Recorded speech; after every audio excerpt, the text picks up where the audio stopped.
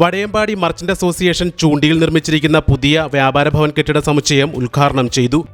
3300 square ഫീറ്റിൽ conference hall, office, auditorium ഉൾപ്പെടെ ആധുനിക സൗകര്യങ്ങളോടെയാണ് പുതിയ മന്ദിരത്തിന്റെ നിർമ്മാണം.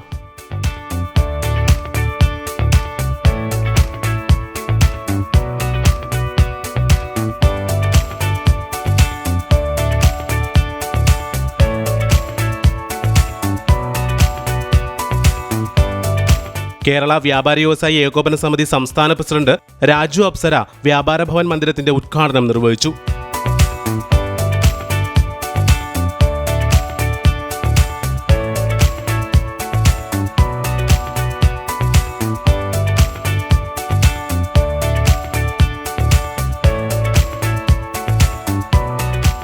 കക്ഷിരാഷ്ട്രീയത്തിനതീതമായി വ്യാപാരികൾ ഒന്നായാൽ മാത്രമേ സംഘടിത ശക്തിയായി മാറുവാൻ സാധിക്കൂ എന്ന് ഉദ്ഘാടന പ്രസംഗത്തിൽ രാജു അപ്സര ചൂണ്ടിക്കാട്ടി.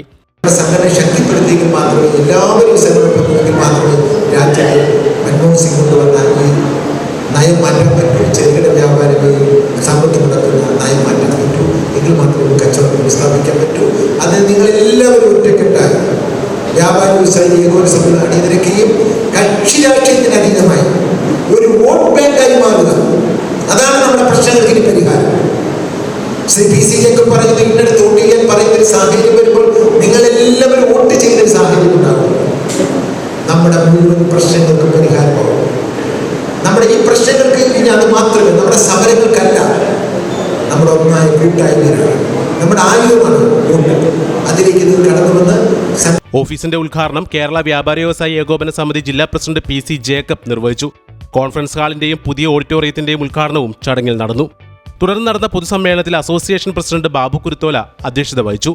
പ്രശസ്ത മിമിക്രി ഡബ്ബിംഗ് ആർട്ടിസ്റ്റ് മഹേഷ് കുഞ്ഞുമോനെ ചടങ്ങിൽ ആദരിച്ചു.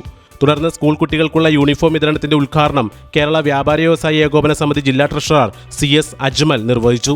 പൂത്തൃക്ക ഗ്രാമപഞ്ചായത്ത് president TP Varghese, vice president Sini Joy, ward member Nisha Sajeev, നിയോജക മണ്ഡലം പ്രസിഡന്റ് KS മാത്യു, വനിതാ വിംഗ് സംസ്ഥാന president Subaida Nasar, Vadayampady merchant association general secretary Jaimon Mathew, treasurer NN Thankappan തുടങ്ങിയവർ ആശംസകൾ അർപ്പിച്ച് സംസാരിച്ചു.